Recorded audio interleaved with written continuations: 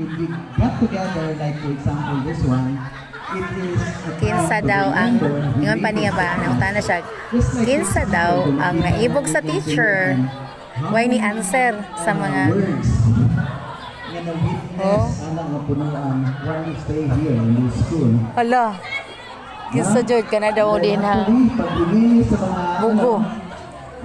actually ang mga teacher proud ya kayo sa mga teacher nga natin na namin mga teacher nga mga bright kayo, aside from that, mga gwapa gid kayo, mo nang na-in love ni sa among mga teacher. Ay, kabalo ka sa kinsa.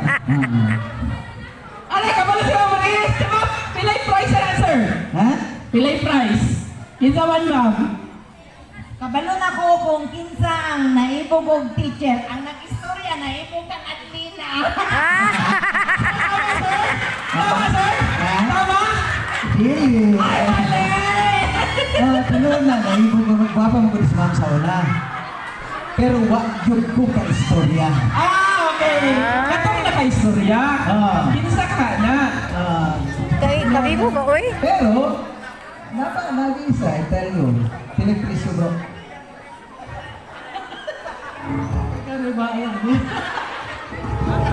Sugod ako 100. Awa na din! Sugod ako 100. Na makakuha o claw. Actually, kanang pizza